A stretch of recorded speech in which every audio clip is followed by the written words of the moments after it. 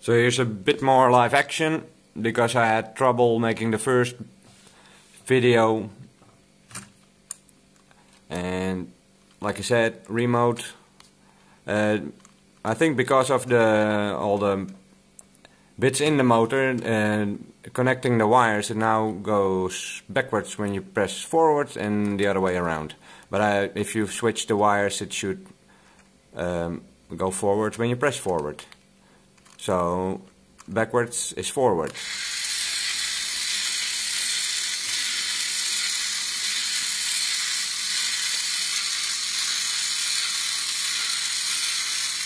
And forwards is backwards.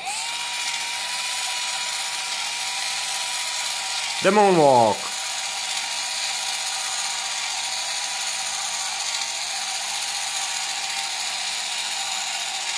And you can make it shoot.